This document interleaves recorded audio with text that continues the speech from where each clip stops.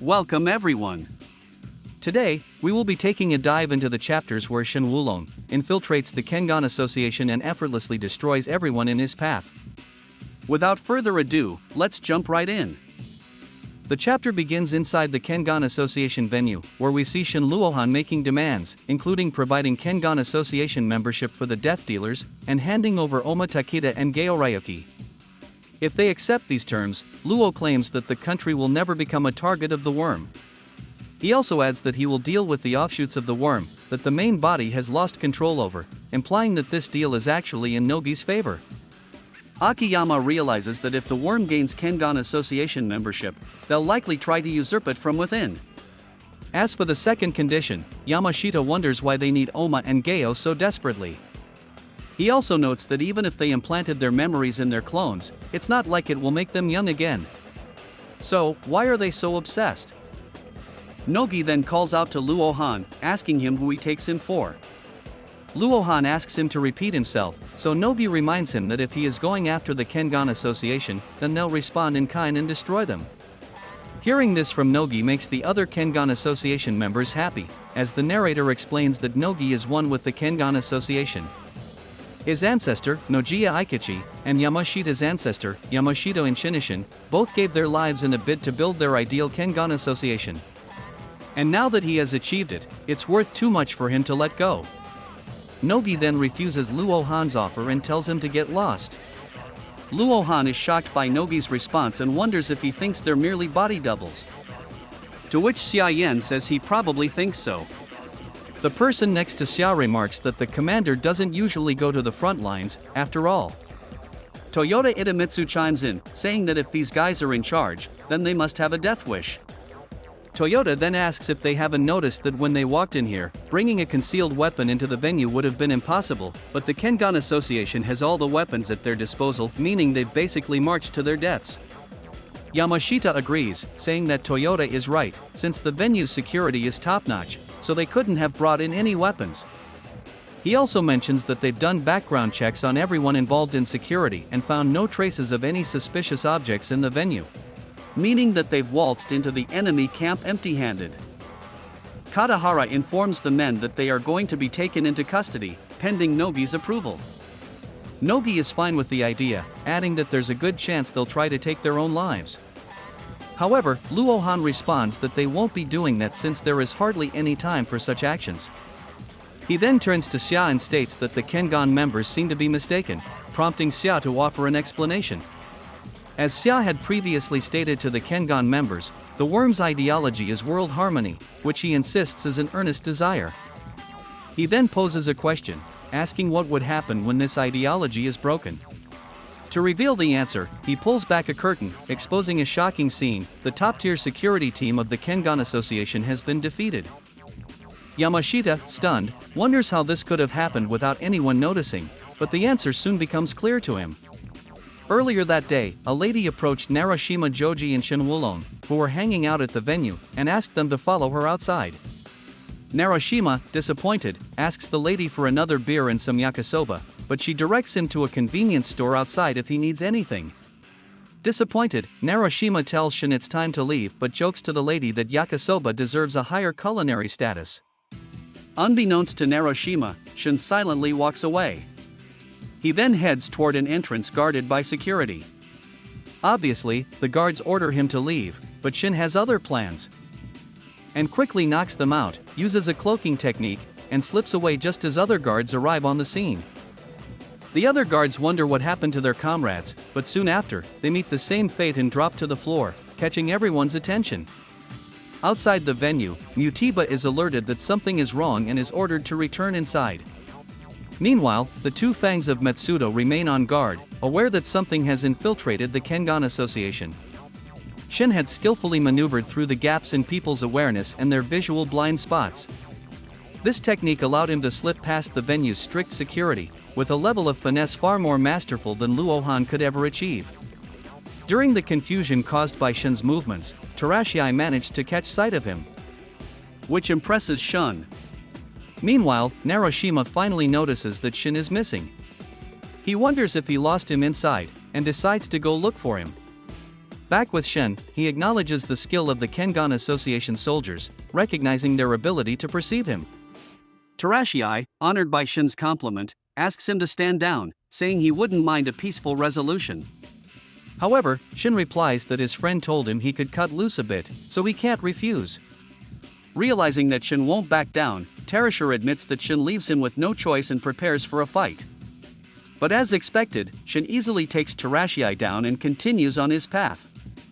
The other guards notice Terashii falling on the ground, which confuses them.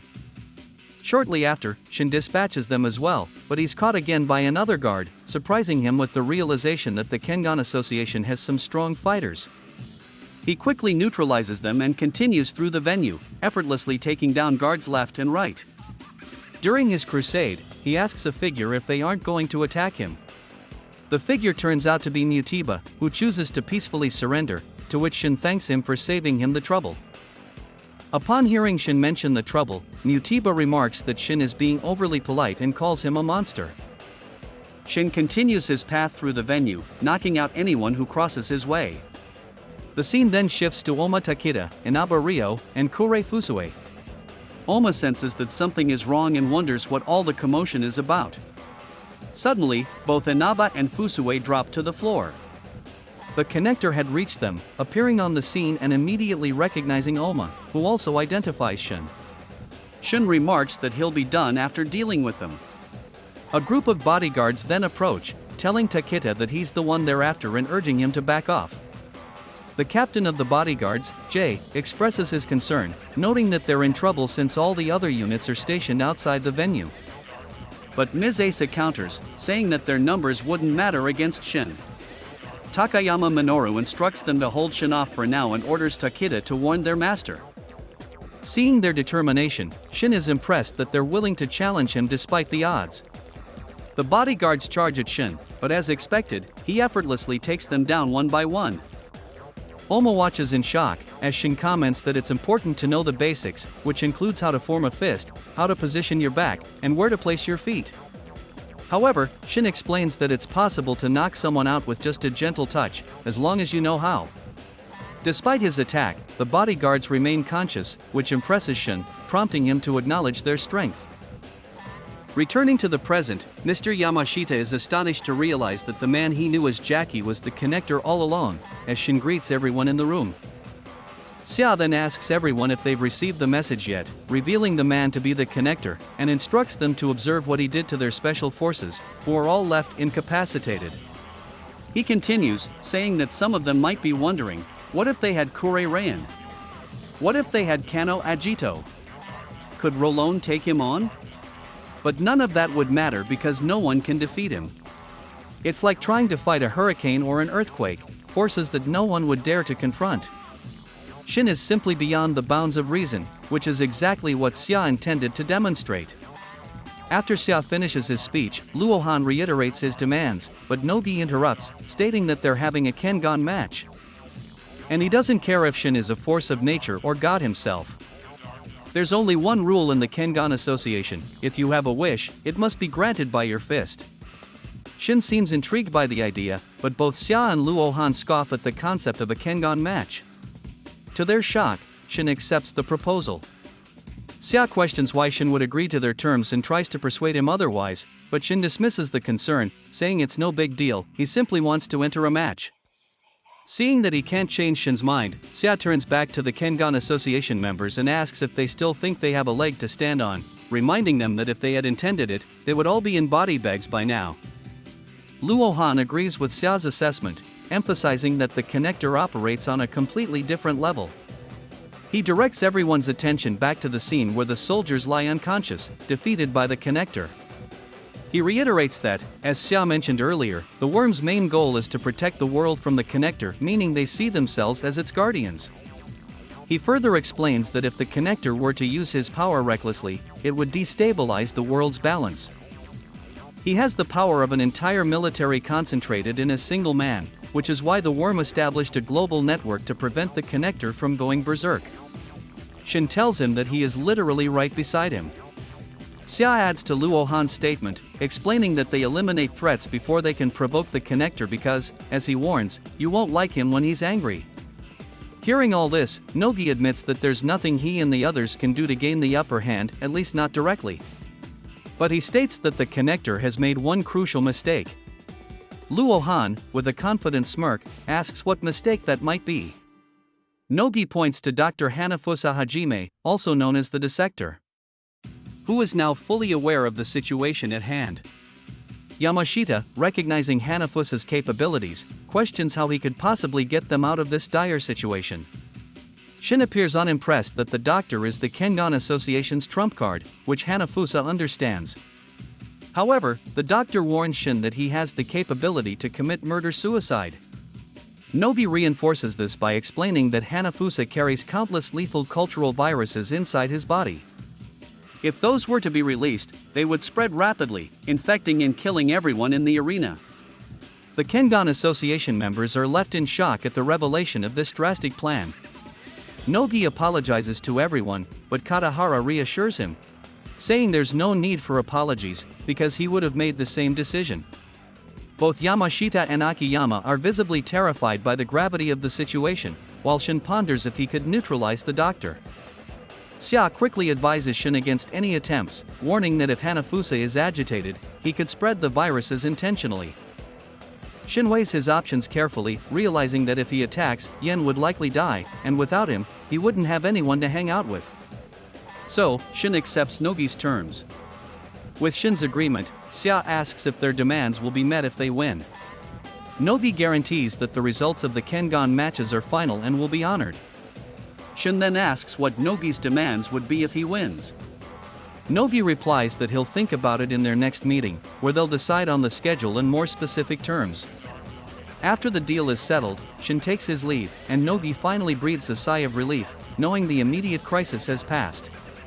Katahara praises Nogi for handling the situation but wonders aloud if they have anyone capable of defeating Shen in a match. As Shen exits the venue, he crosses paths with Narushima Joji, who looks visibly irritated. Shen greets him warmly, but Narushima, having overheard everything, asks Shen if he's truly responsible for the day's events. Shen admits he is, prompting Narushima to say it's a real shame. Shen threatens him, asking what he plans to do about it and if he intends to fight him.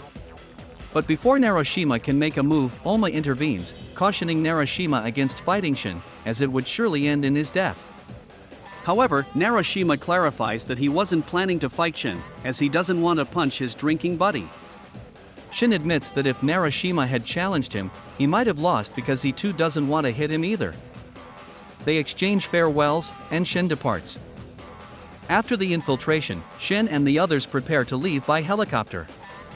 Before taking off, they share a brief conversation. Shen remarks that he's surprised the others arrived by helicopter, given that he took the bus. Xia teases him, questioning why he seems so smug, as if taking a bus is something impressive. Shen then turns to a man in a white shirt, noting that they haven't met before. The man confirms this and then removes his mask, revealing himself as Fu Zhan, a direct subordinate of the head. Xia reminds Shen of a man named Tenjin, whom Shen met at a fishing pond, but Shen struggles to recall him. Fu clarifies that Tenjin was his original, and he apologizes for the shortcomings of his copy. However, before the conversation can continue, Luohan suggests they wrap things up and continue chatting once they're airborne. Noticing that the police are tailing them, he's unconcerned, knowing they won't be able to arrest them, he just wants to avoid the hassle. Shen suddenly recalls Luohan's previous actions, and in a swift move, backhands him, knocking him out. He states that this is what Luohan gets for showing hostility toward Narushima, demanding that he treat Shen's friends with respect. Xia gently chides Shen, suggesting that he's going a bit overboard since Luohan is essentially a clone. Xia explains that by hurting Luohan, Shen is hurting a part of himself and suggests he show some empathy. Shen brushes off the comment, asserting that Luohan is not him. The scene shifts to the following day. Amori is in disbelief that the fangs of Matsuda were all easily defeated with a single blow, and Mizesa confirms the truth of the matter. Amori wishes he could have stayed by his master's side, but Mizesa reminds him that Katahara had specifically placed him in charge of directing security outside the venue. Mizesa assures him that his presence wouldn't have made any difference. When Amori asks if Shen is truly that powerful, Ms. Asa admits that he is so powerful that even he cannot gauge the true extent of Shen's abilities. Takayama addresses Amori, clarifying that they aren't doubting his strength. He explains that the issue isn't just about power, the man they faced is fundamentally different from them. It's not a matter of winning or losing, it's that they're utterly powerless against him. The scene shifts to the Yamashita Corporation, where Nogi and Itamitsu are discussing the current situation. Nogi remarks on how unusual it is that they can't negotiate on their own terms this time. Toyota Itamitsu agrees, adding that they'll need to secure government approval to hold the Kengan match, and he expresses his desire for Yamashita to join them in these efforts. Yamashita reluctantly agrees, admitting that he's curious about which government officials will be involved. He then asks if the Prime Minister will be attending.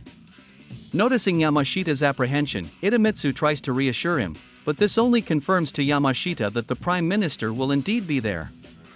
Yamashita then turns his attention to the real issue, pondering the risks of proceeding with the match. Nogi brings up another critical point, the challenge of establishing the match rules.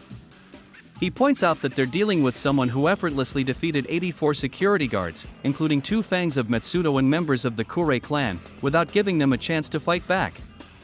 He admits that he can't envision anyone else being able to land even a single blow against Shen. Itamitsu agrees, acknowledging that Shen is far beyond their usual scale and wondering who could possibly take him on in a one-on-one match.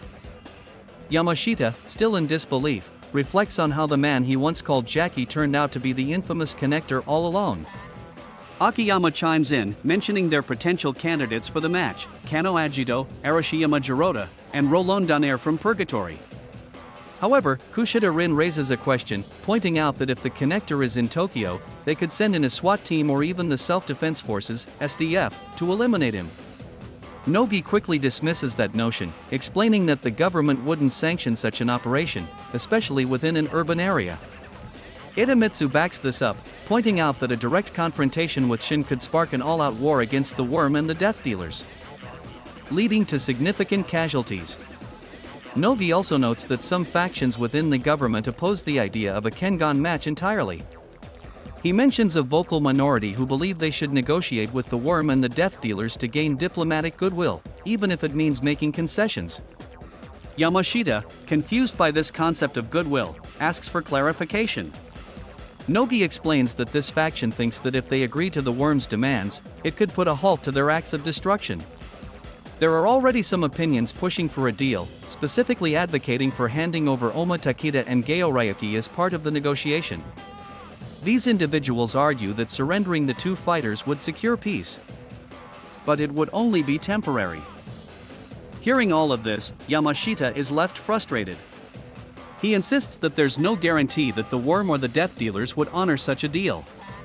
He firmly declares that he would never agree to such a dangerous compromise, unwilling to gamble with lives for a promise of peace that could easily be broken. The scene shifts to a cozy restaurant where 2 waitresses observe a pair of customers who look strikingly similar. They wonder if the 2 must be twins or brothers. It's revealed that the diners are Geo Ryuki and Ohma Takeda, enjoying a meal together. As they eat, Geo asks Ohma if he has met the connector. Ohma confirms that he has, prompting Geo to inquire about what the man is like. Ohma pauses, admitting that he isn't entirely sure. He explains that when he first encountered the connector, the man seemed like a completely different person, and Ohma couldn't afford to focus on his appearance. Ohma then reflects on the encounter, calling himself pathetic for backing down. He struggles to believe that people like the connector exist, so far beyond what he thought possible. For the first time in his life, he admits that his faith in martial arts has been shaken. Yet, despite this doubt, Ohma remains determined. He believes that true martial arts should be able to compete against someone like the connector. This determination has consumed his thoughts, as he constantly tries to devise ways to defeat him. Geo, intrigued, asks Ohma if he thinks he stands a chance against the connector. Ohma replies honestly, saying, "Not yet." But he follows up with a crucial point: no one is invincible. There's gotta be a way to defeat him. Hearing this, Geo reflects on Ohma's mindset and recognizes the ideals behind his martial arts, calling him a strong fighter, but Ohma humbly attributes his strength to his master's teachings. Gao then reveals his own determination, expressing a desire to fight as well, and this time, it's of his own volition. He looks at his clone Ohma and declares with conviction, "We can beat him." Ohma, sharing his resolve, nods in agreement. The scene shifts again, this time to the top floor of the luxurious built-in hotel, where Shen and his allies are relaxing. Their peaceful respite, however, is abruptly interrupted by the arrival of Kuroki Gensai. The seasoned warrior stands before them, his intent clear, he has come to challenge Shen. And that's the end of this story for now. However, if you want me to cover Kuroki vs Shen Wulong, let me know in the comments, and hey, if you enjoyed this video, why not support me by dropping a sub and a like? That's all for today, and until then, I'll see you soon.